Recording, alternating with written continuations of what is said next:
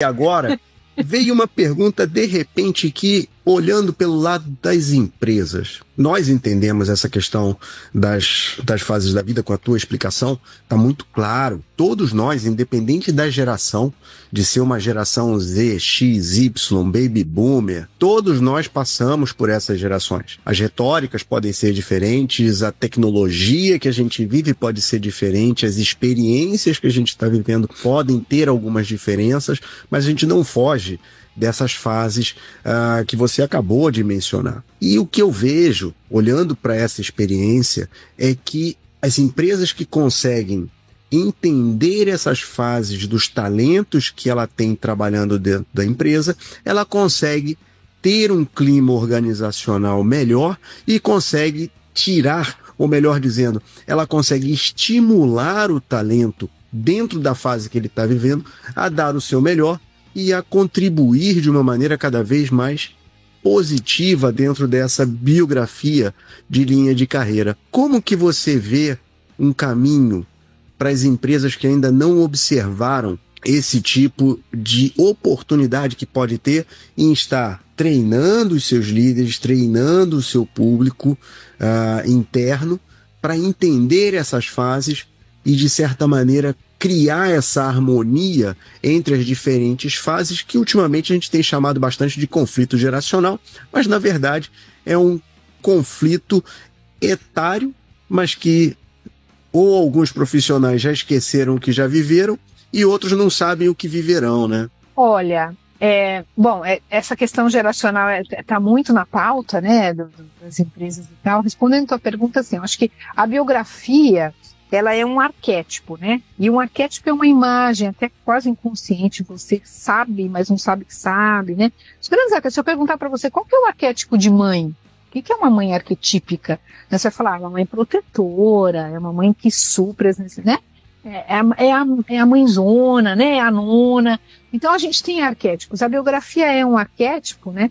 Que mostra as fases da vida, e é exatamente isso, todo mundo, independentemente, né, vai passar por todas essas, porque a natureza, ela não dá saltos, a gente vai ter que passar por essas fases, vai ter que viver essas fases, né.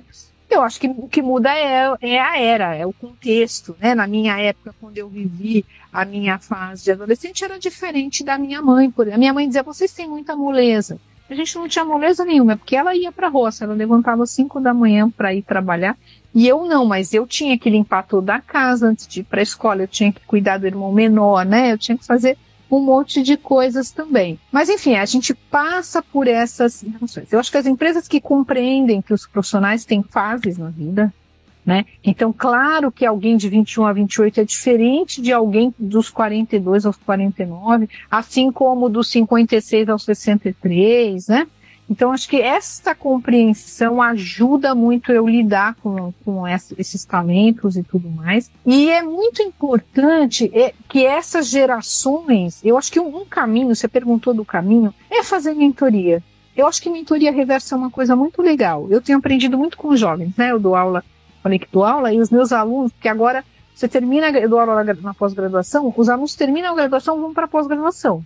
Uhum. Antes, na minha época, você primeiro trabalhava, né? Pelo menos eu tinha que pagar, então primeiro dava um tempo, ganhava, depois ia para pós com mais experiência. Agora os jovens estão cada vez mais emendando a graduação na pós-graduação.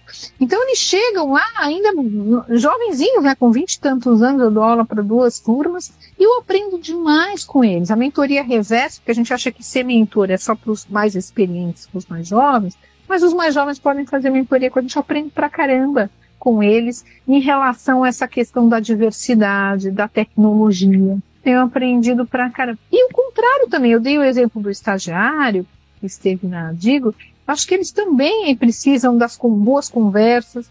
Eu acho que os líderes precisam ter conversas não utilitárias com as pessoas. Sabe, conversa de, já fez um relatório, já fez isso que eu te falei.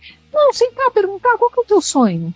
Onde tu tá daqui, né? Uma pergunta que a gente ouve há X tempos, né? Qual que é o teu maior sonho? Isso é legal, porque eu consigo trabalhar a partir desse sonho, dessa aspiração com as gerações. Eu fiz um programa, o ano passado, com uma jovem também, ela falou isso, eu já nasci, o meu primeiro emprego foi na pandemia, já online. Então, para mim é esquisito sair, pegar o carro e ir até a empresa, né? O que para minha família, ela conta isso, é muito divertido ouvi-la. Para minha família não existe, quer dizer, todo mundo tem que pegar o carro, sair, pegar 2 horas de trânsito, chegar, sentar na sua cadeira, fazer...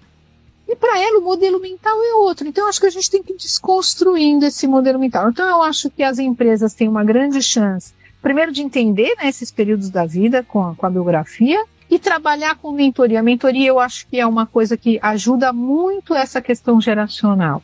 Seja a mentoria dos mais seniors, mais experientes, profissionais mais maduros, para os mais jovens, assim como a mentoria reversa dos mais jovens com os mais experientes.